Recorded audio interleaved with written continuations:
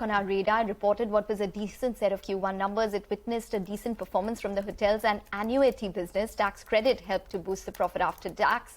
To discuss this and more, we have with us Sanjay Sethi, who's the Managing Director and CEO at Chalet Hotels, joining in. Mr. Sethi, welcome to the show. Well, wanted to start by discussing the occupancy, which has fallen to 70% versus 78% year on year. What led to that?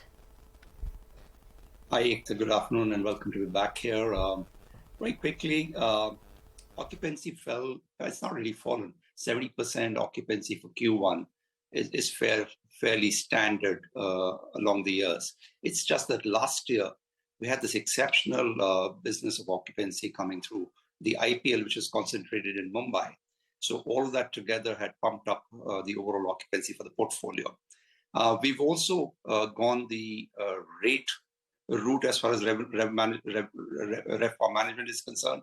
And our revenue management exercise has led us to a situation where we have 38% rate growth, 30% growth in room revenue, and overall 23% growth in the revenue for the hospitality segment. Overall, a very satisfying result. If we let go of any occupancy, it was a very conscious decision to let go of occupancy because of the rates. Right, that makes sense. And the street likes it as well. Chalet Hotels is higher in trade today. They like these numbers. Just wanted to understand, Mr. Sethi, at what point does a rate hike start to impact occupancy? Because over the last few quarters, we've seen average room rates move higher, RevPARs move higher for the hospitality industry as well. But at some point, it will start to give, right? I mean, people will not be able to pay beyond a certain price. Just wanted to understand at what point does that price come? So, Mangalam, we are conscious of that, and the rate tensility is an important part of our decision-making structure. And from our perspective, we believe that there is still a lot of headroom for growth for rates. I said that last time we spoke, that I see at least double-digit rate growths for at least a couple of years more before they come back to normal inflationary increases year on year.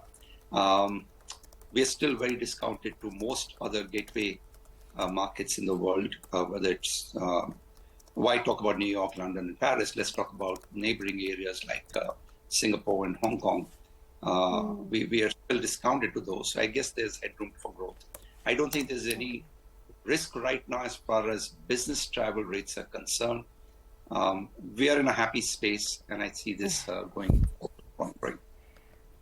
Forget about risk, right? I mean, this seems to be like blue sky scenario for the hotel industry, Mr.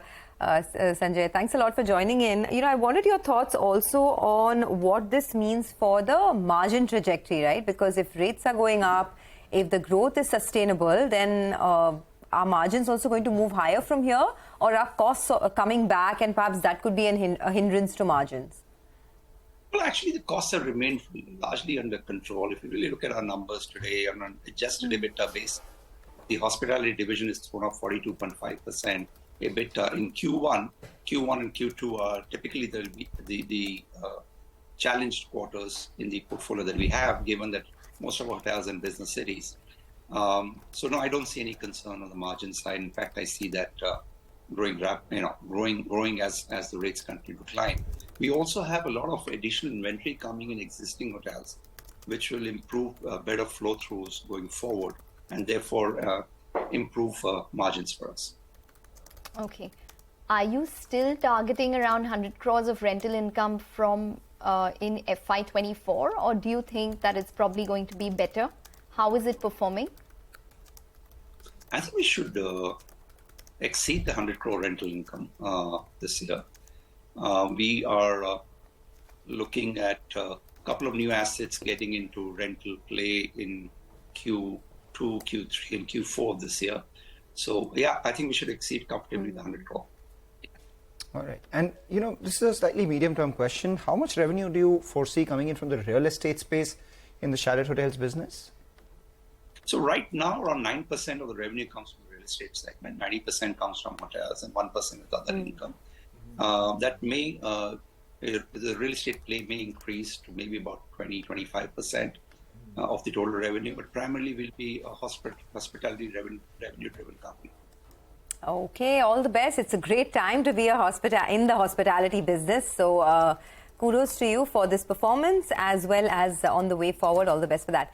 That's the word coming in from Chalet Hotels, up 2.5%. Let's slip into a quick break. Lots of other